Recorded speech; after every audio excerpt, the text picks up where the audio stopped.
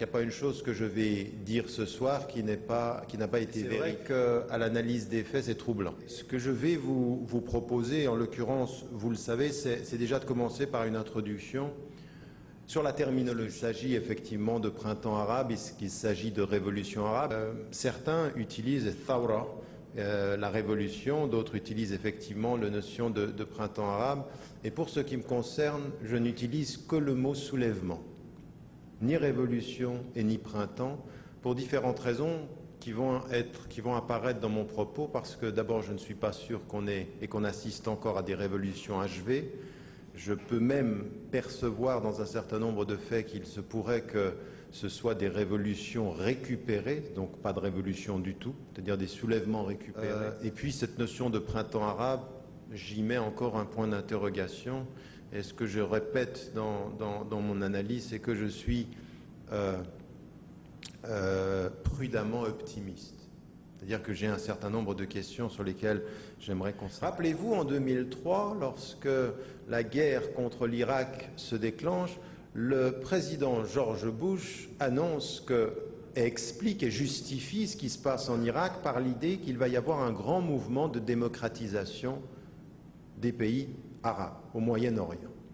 Que l'avenir de ces pays, c'est la démocratie. Il faut faire attention à une chose dans toutes nos analyses, et c'est là où parfois nous sommes naïfs, que toutes ces positions politiques, elles ne disent rien si nous ne lisons pas en parallèle les intérêts économiques et géostratégiques régionaux. C'est-à-dire qu'il ne faut jamais faire qu'une lecture politique. La lecture politique qui vous parle de démocratie, quand elle vous parle de démocratie après avoir soutenu 30 ans la dictature, c'est qu'elle vous cache quelque chose sur le plan économique, ou qu'elle ne vous dit pas tout. Donc il faut toujours avoir une vue d'ensemble et une triple lecture, politique, géostratégique et économique. Parce que tout est lié de ce point de vue-là, du point de vue de l'approche que nous devons avoir. Et vous avez remarqué que dans beaucoup de couvertures médiatiques et même de propos politiques, c'est comme si tout à coup la dimension économique était une dimension secondaire. Or, la dimension économique, à mon sens aujourd'hui, c'est la seule qui nous permet de comprendre ce qui est en train de se passer. Ce n'est pas nouveau, mais c'est très important de le dire. Des peuples qui descendent pour la liberté, il faut faire attention aussi de se poser la question de qui tient les cordons de la bourse. Parce que des démocraties politiques sans autonomie économique, ce peut être aussi dangereux, géostratégiquement, que des dictatures que l'on tient par le sommet. Il faut se rendre compte que c'est très dangereux parce que derrière la façade démocratique, s'il y a un contrôle absolu économique et une géostratégie très spécifique sur le plan régional, eh bien là nous sommes naïfs, nous sommes pris par le sentiment démocratique et manipulés par l'impérialisme économique. Donc il faut avoir une vue d'ensemble et il faut avoir une approche d'ensemble et c'est ce que j'aimerais essayer de faire. Permettez-moi simplement de mettre en évidence quelques faits. En 2003, donc, le président George Bush dit ceci, et on va se rendre compte qu'à partir de 2004, est mise en place par l'administration américaine, financée par des institutions qui sont financées par le State Department américain, des séminaires de formation sur la mobilisation non violente. On le savait en 2000. On savait que Popovich, qui est celui qui va mobiliser les populations contre Milosevic, est quelqu'un qui, dès 2000, est en contact avec quelqu'un qui est un ancien colonel de l'armée américaine et qui fait cette formation. Alors tout ça, c'est noté, vous le verrez dans le livre, c'est tout est, je veux dire, c'est blindé. Oui, je ne suis pas en train de dire, il paraît que. On a les noms et on a les relations. Et donc à partir de 2000, on a effectivement des formations à la mobilisation non violente. Ceux qui étaient mobilisés en Serbie vont, et Popovich en particulier, va pratiquement créer une institution, Canvas, qui va s'occuper de la formation pour la mobilisation non violente. À travers de quoi? Internet, les réseaux sociaux, et donc l'ensemble de la gestion des moyens. Comment fait-on pour mobiliser des peuples, comme ce fut le cas contre Milosevic? En 2007, des jeunes activistes, cyberdissidents, se commencent à être formés, et dont certains d'Afrique du Nord, de Tunisie, d'Égypte, beaucoup d'Égypte. Tout le mouvement du 6 avril, toute la tête du 6 avril a participé à des formations. Al Jazeera, en anglais, rapporte dans une émission qui est passée au mois de février, sur une émission de 30 minutes, elle fait une couverture médiatique sur ces jeunes qui disent être effectivement allés dans le Caucase, être allés en Serbie, d'avoir rencontré Popovic et d'avoir suivi une formation. Ils disent également être allés dans le Caucase, mais il y a un pays que Al Jazeera, du Qatar, ne cite pas dans la formation, étonnamment, et pourtant les faits sont là, c'est l'Arabie Saoudite, c'est le, vous voyez, lapsus significatif, c'est les États-Unis. Ils vont à Washington et ils sont formés à la mobilisation non violente. Et la mobilisation non violente, elle a des règles. La non-violence, c'est la discipline, et c'est la gestion des symboles. Ce qui est tout à fait étonnant, c'est que vous allez vous rendre compte que dans toutes les mobilisations qui vont suivre, il y a un certain nombre de règles qui vont être tenues. Première règle qui est tenue, c'est la force des slogans positifs. Aucun slogan n'atteint l'Occident ou ne sort la seule direction contre le régime et la dictature. C'est vrai en Tunisie, c'est vrai en Égypte, comme c'est vrai partout, comme ce fut le cas auparavant. Deuxième des choses, la gestion des symboles. Vous allez remarquer, vous allez sur Internet et vous allez voir les différents symboles qui commencent en 2000 et qui vont être présents partout. Vous avez systématiquement le symbole du point. Il a différentes formes, mais il a le même symbole. Et ça, c'est des décisions qui sont prises dans la formation non violente, c'est-à-dire comment mobiliser les populations par des slogans positifs et des symboles rassembleurs au-delà des idéologies. Étonnant quand même. Et donc, de ce point de vue-là, vous allez avoir des gens qui vont admettre ceci. En 2008, un certain nombre de ces activistes du mouvement du 6 avril reviennent des États-Unis et se font arrêter. Ça veut dire qu'en 2008, le gouvernement égyptien est au courant de la formation de ces jeunes et les arrête avant qu'ils interviennent. En particulier, des jeunes femmes, dont une va réapparaître après, Asma, dans une vidéo qui... elle n'est pas arrêtée, c'est une autre qui est arrêtée en retour des États-Unis.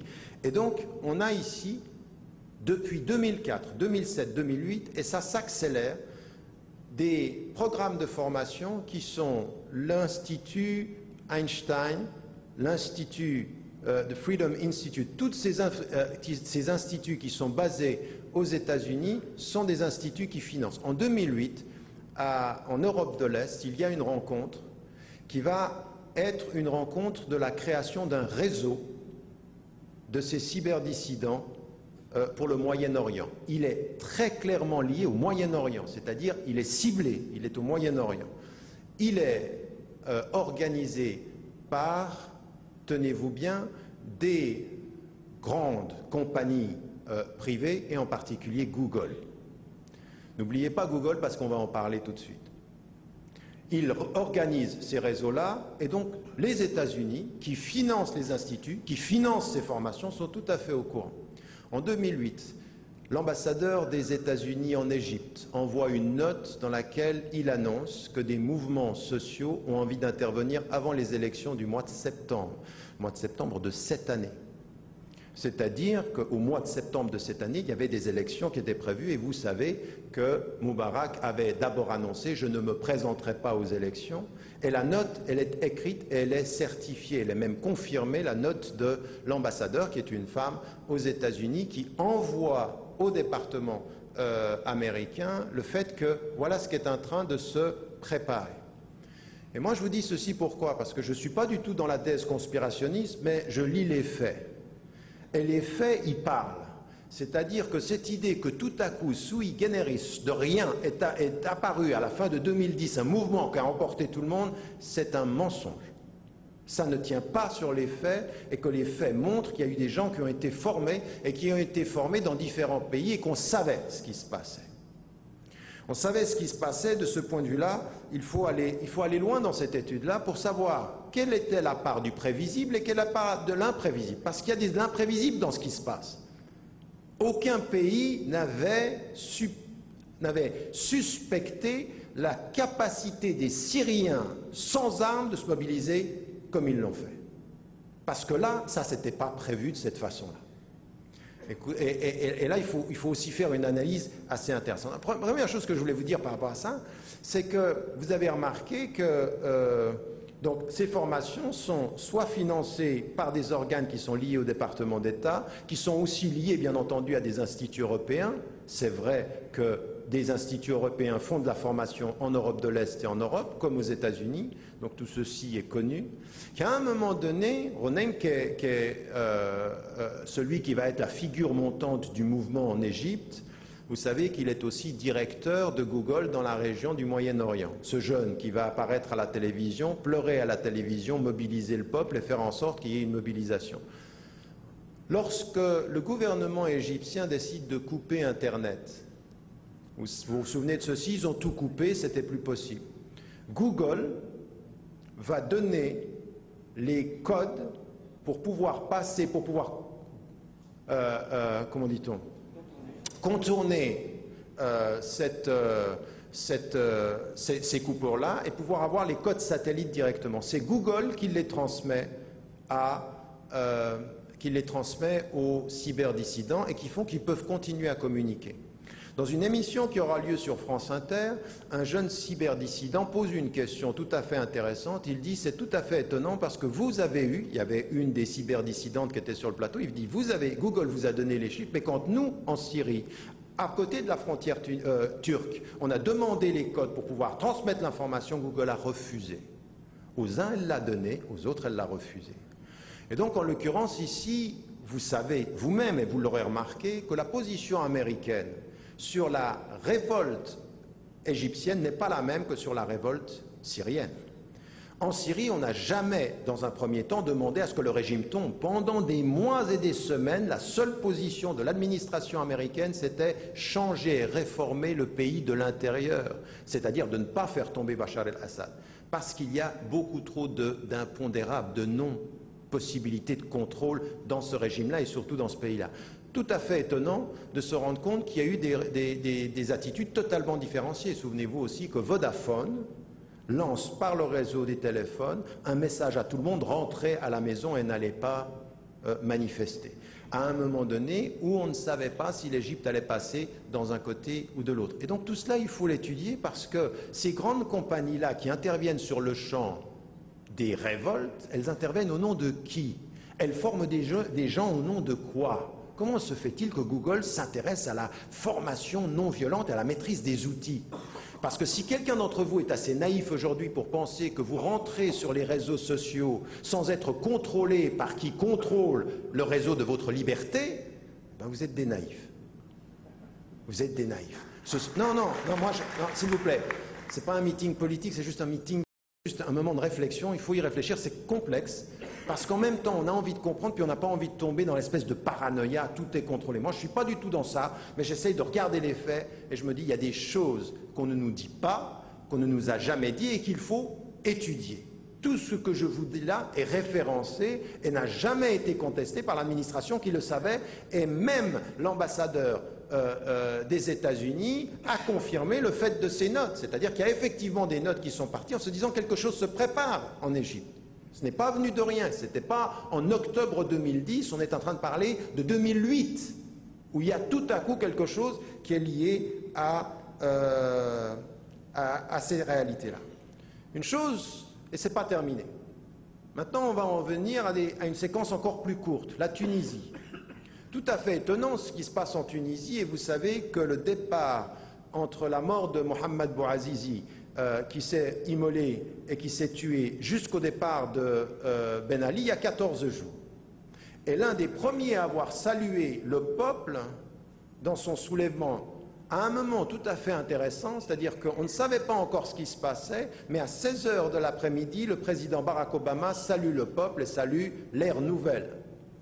Et John Kerry, qui est le responsable au Sénat des Affaires étrangères, fait la même chose en disant c'est le début d'une grande ère dans le monde arabe.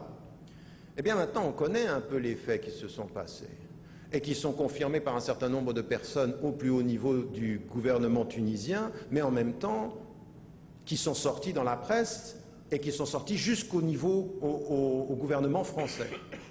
Parce que la France a été dépassée par les faits, mais pas les États-Unis. En fait, Ben Ali est tombé dans un piège. Ben Ali, on sait aujourd'hui qu'il a quitté le pays en pensant qu'il allait revenir. que l'idée que sa femme a pris un tiers des richesses avant de partir pour fuir le pays, c'est une rumeur qui n'a jamais été confirmée et qui est fausse. Elle n'a jamais pris un tiers. Mais ceci, c'était pour nous faire croire qu'il savait qu'il partait, qu'il quittait le pays. En fait, on les met dans un avion et on lui dit « va sauver, va protéger ta famille et dès que les choses se sont rétablies, tu viens ». Qui a pris cette décision? 3 personnes. Le haut commandement militaire tunisien, le ministre des Affaires étrangères tunisien et un homme qui est devenu le responsable de la CIA qui s'appelle Petraeus, qui était en Afghanistan. Il prend la décision de sortir Ben Ali, il faut qu'il sorte très très vite. Alors dans un premier temps, on pourrait penser que c'était pour que ça ne prenne pas tache d'huile, mais c'est pour une formidable capacité de mobilisation de ce qui se passe, de contrôle de ce qui se passe.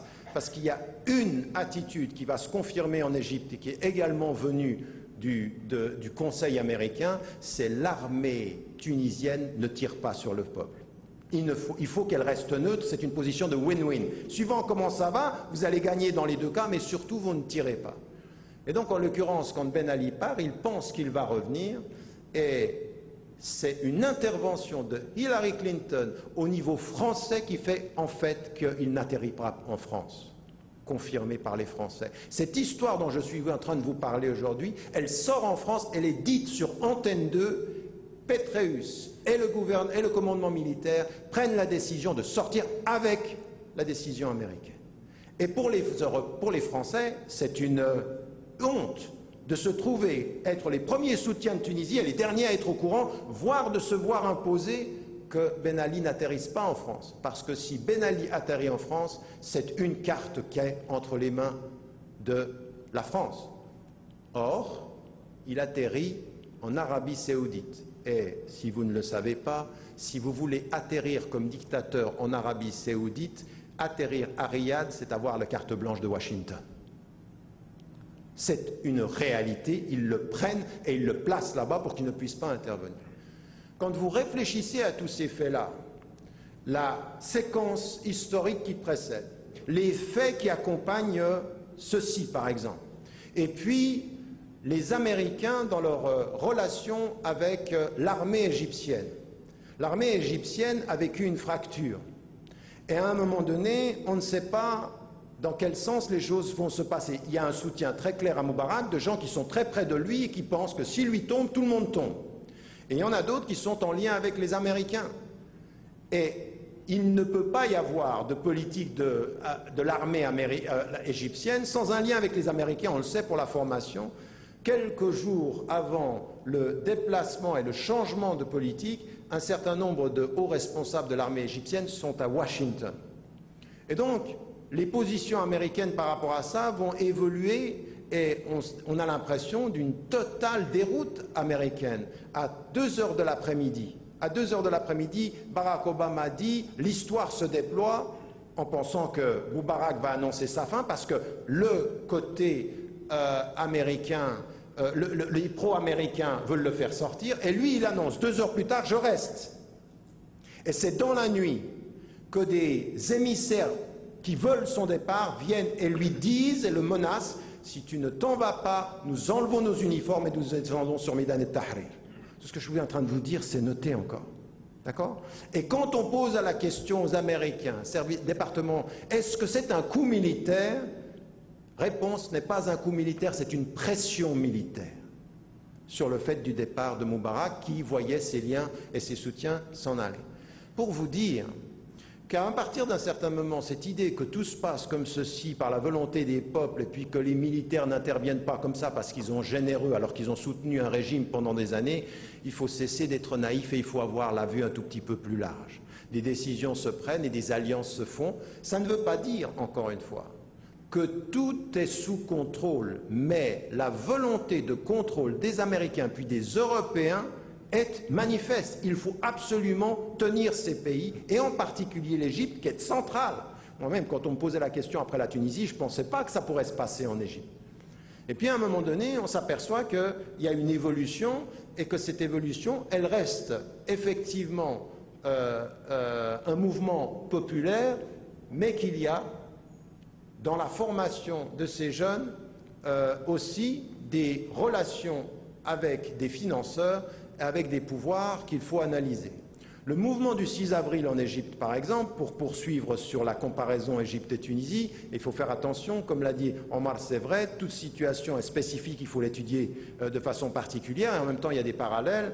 Eh bien, le mouvement du 6 avril, il faut savoir une chose, ce sont des personnes qui avaient rencontré, en l'occurrence, Baradei, comme on l'appelle en français, dès 2008 aux États-Unis, et qui vont être son soutien. Vous vous souvenez quand il est revenu pour participer aux élections et qu'il a été accueilli, tous ceux qui l'accueillent font partie du mouvement du 6 avril. Et à un moment donné, on a pensé que Baradei allait être le mouvement anti-Moubarak, pro-démocratie, et puis tout à coup on s'aperçoit que le peuple ne suivait pas, il n'avait pas la légitimité populaire.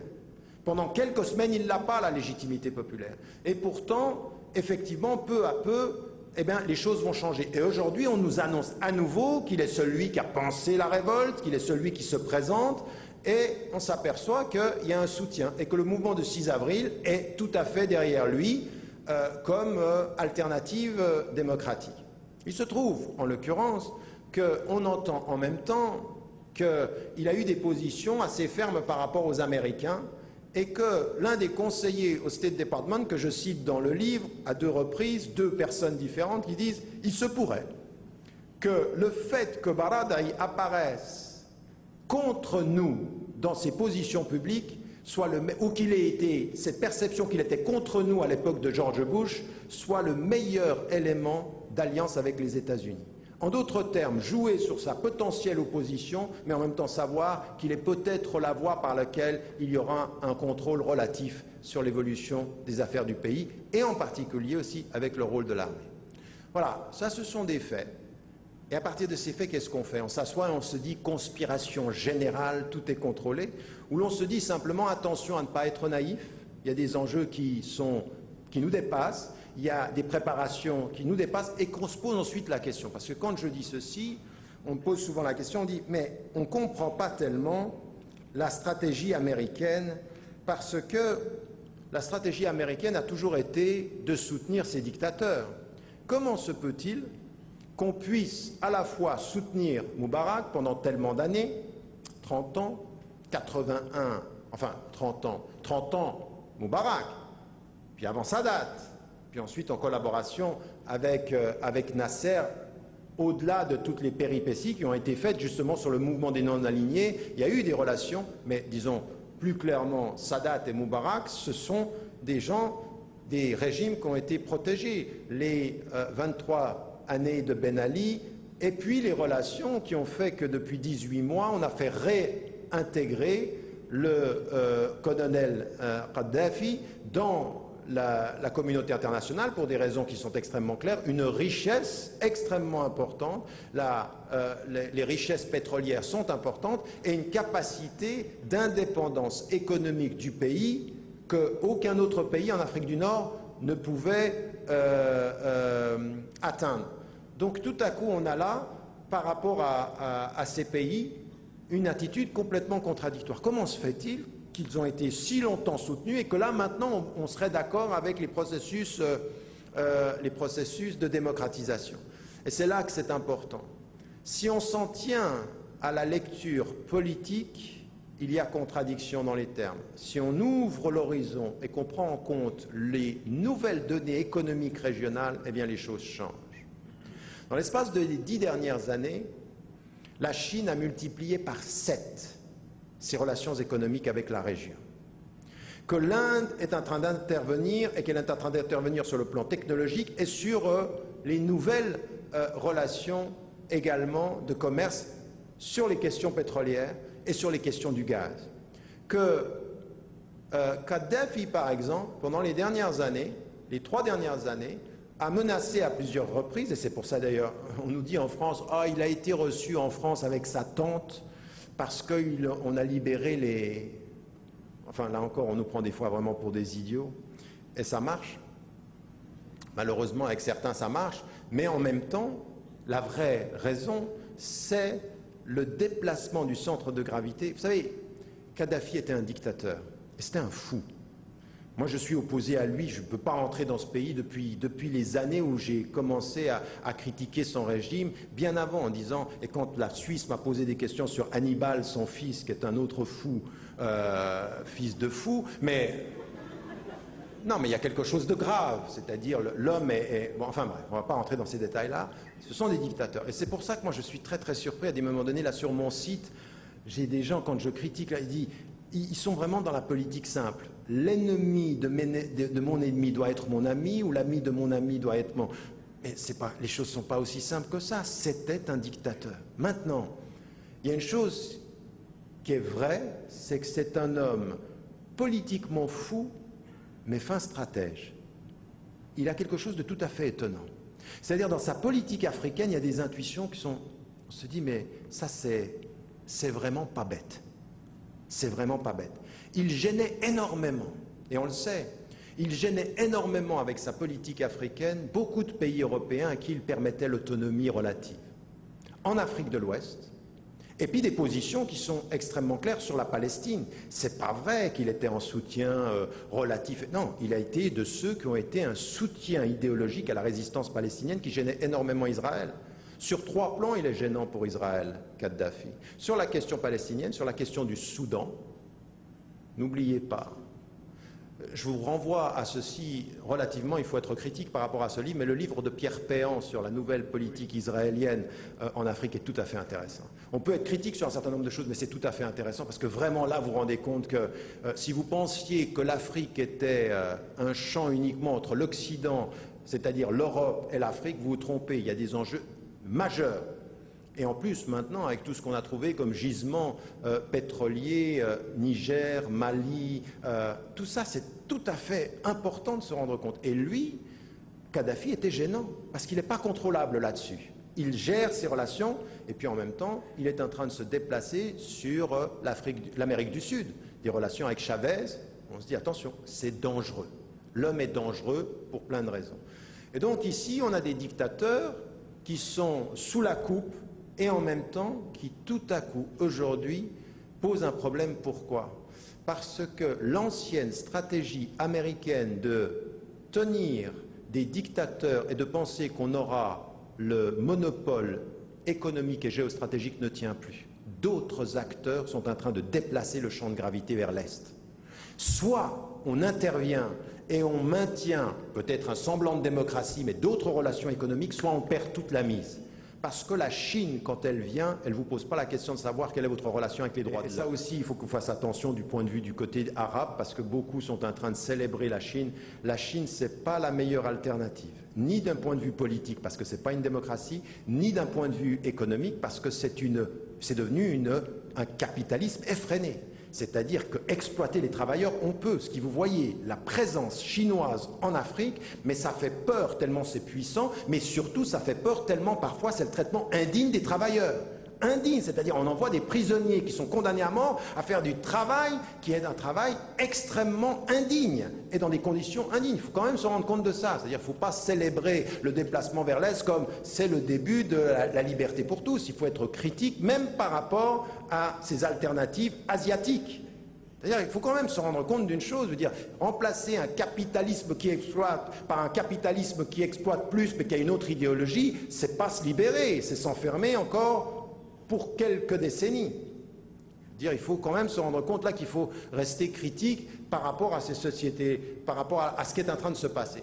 Donc, ce qui est important, c'est de se dire, mais qu'est-ce qui peut justifier et nous faire comprendre la logique contradictoire d'un point de vue politique? Eh bien, la logique, la contradiction politique se résout par une nouvelle perception de l'enjeu économique global. Géostratégiquement, l'attitude américaine et européenne avec les dictatures arabes ne tenait plus, ça n'était plus viable, il fallait changer, il fallait trouver d'autres voies de... Donc on a là des explications. Ce que je suis en train d'essayer de dire, c'est qu'il y a des faits qui nous montrent que rien n'est né de rien, qu'il y a un certain nombre de faits, mais que malgré ceci, ayant étudié ces faits-là, ça ne veut pas dire qu'il n'y ait pas d'opportunité. Et l'un des meilleurs exemples, c'est effectivement ce qui se passe en Syrie. Parce que la Syrie, je veux dire, quand vous voyez les faits, c'est assez impressionnant. La Syrie a été l'ennemi numéro 1 d'Israël dans la région, tout le temps en prenant des positions apparemment soutien à l'Iran, soutien au Hezbollah. Et après, quand on regarde les faits, jamais la Syrie n'est intervenue militairement ou politiquement en prenant une décision contre Israël. C'est-à-dire qu'en fait, ils parlent contre et ne font rien contre. Et on s'aperçoit, en termes de politique stricte, que c'est l'ennemi utile. C'est-à-dire que la présence de la Syrie, de l'Iran et du Hezbollah qui a résisté a été pour Israël un des meilleurs moyens de justifier sa politique régionale en disant « nous sommes sous la pression de ces ennemis-là ». Et en plus, il faudra bien tenir en compte une chose, c'est pour le monde musulman la réalité des relations chiites-sunnites, un des grands éléments de l'avenir. Parce que là aussi, les musulmans tombent dans le piège. Quand on entend... Moi, j'ai beaucoup de respect pour un certain nombre de nos savants, mais j'ai beaucoup d'inquiétude quand j'entends jusqu'au cheikh Youssouf al-Qaradawi mettre en évidence qu'il faut lutter contre l'expansion du chiisme, il faut faire très attention, et qui va jusqu'à dire que la révolte au Bahreïn est sectaire, c'est-à-dire ce sont des chiites qui s'opposent. Et là, c'est très très grave, parce que c'est pas vrai. Factuellement, chiites et sunnites sont contre un régime, mais il ne fallait pas que le Bahreïn tombe. Parce que le Bahreïn, c'était les pétromonarchies. Et l'Arabie saoudite, le Qatar, immédiatement interviennent et bouclent, ne permettent pas à ce que ça se passe. Comme s'il y a des révolutions qu'on salue et il y a des révolutions que l'on empêche, géostratégiquement, économiquement. Donc tout ça, ce sont des faits, il faut les analyser. Analyser ces faits avec une vision historique, voir tout ce qui a été mis en évidence avant et voir ce qui se passe maintenant. Et en se disant, oui, il y a des tentatives de contrôle. Est-ce qu'il y a des opportunités populaires? Oui, la Syrie, aujourd'hui, n'est pas un pays dont on aimerait voir tomber le régime dictatorial. On dit des aménagements de l'intérieur, sinon on ne prendrait pas autant de temps. Et puis on s'aperçoit des traitements différenciés avec l'OTAN qui intervient en Libye. Et qui intervient de cette façon-là. Je veux dire, Libération, le journal Libération, le 1er septembre, annonce qu'il y a un accord secret entre le Conseil national de transition, aménagé de façon tout à fait étonnante et avec l'amour de la liberté qui est connu chez Bernard-Henri Lévy, qui est parti là-bas et qui a fait ce qu'il fallait parce qu'il aime Il aime bien le sang libyen, il pense que le sang libyen est honorable, alors que le sang palestinien ne l'est pas. Cette hypocrisie absolument terrible que l'on est en train de voir, et on s'aperçoit 35% des récoltes du pétrole et de l'exportation du pétrole sont destinées à la France. Et là aussi, il y a quelque chose d'étonnant. Il y a une décision américaine de laisser la France aller au premier rang de l'intervention. Pourquoi? Parce que les États-Unis ne pouvaient pas prendre cette décision. Les États-Unis ne peuvent pas prendre la décision avec ce qui se passe sur le plan intérieur, les débâcles afghans. En fait, la France joue en Libye exactement le même jeu que les États-Unis ont joué en Irak. C'est la même politique de gestion locale des ressources pétrolières et de mainmise. Donc, encore une fois, pas de naïveté. Maintenant, encore une fois, il faut toujours se dire que dans tout ce qui est en train de se passer, il y a des opportunités très importantes du point de vue de la mobilisation populaire et surtout des leaders, de l'élite, d'un certain nombre de ces voix qui doivent se faire entendre dans le monde arabe et qu'il faut que nous accompagnions pour essayer de faire en sorte qu'on ne tombe pas dans ces polarisations, qu'on ne tombe pas dans ces faux débats. Moi, je veux dire, 80% des discussions, on me demande, quand on vient me demander de parler du printemps arabe, quote unquote, c'est et les islamistes, et la polarisation. On est en train de nous décider du cadre du débat, c'est-à-dire, voilà les termes, c'est ça, c'est là, vous devez nous dire, est-ce qu'on va être démocrate comme nous ou islamiste comme les autres?